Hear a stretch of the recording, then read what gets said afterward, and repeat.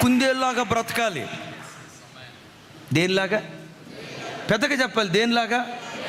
బైబిల్లో ఇంకొకటి ఉంది, బండ సందులలో ఎగురు పావురమా కాదో.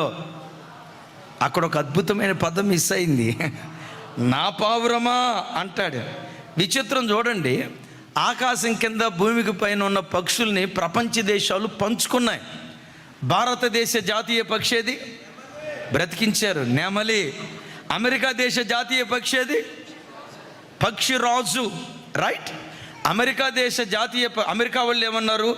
పక్షిరాజు నాది అన్నారు. మన భారతీయులు అన్నారు నెమలి నాది అన్నాడు. దేవుడు తక్కువ తిన్నాడా? దేవుడు ఏమన్నాడు తెలుసా?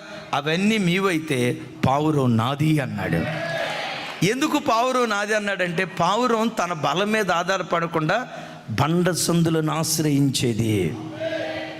ఏ కరువు వచ్చినా, ఏ ఖడ్గం వచ్చినా, ఏ కష్టం వచ్చినా, ఏ శ్రమ వచ్చినా, ఏ దుఃఖం వచ్చినా యేసయ్యను ఆశ్రయించి, నీ శరణాగతున్నయ్యా, నువ్వు తప్ప నాకు ఇంకో దిక్కు లేదయ్యా, నీ మీద ఆధారపడి బ్రతికేవాడిని అయ్యా బాబు, నీ శరణు వచ్చానని బండ సందుగా పిలువబడుతున్న యేసుక్రీస్తును ఆశ్రయిస్తే ఈ బండ నీకు ఆశ్రయ దుర్గంగా మారిపోద్ది. నీ పిల్లల పిల్లలకు ఆశ్రయ దుర్గంగా మారిపోద్ది.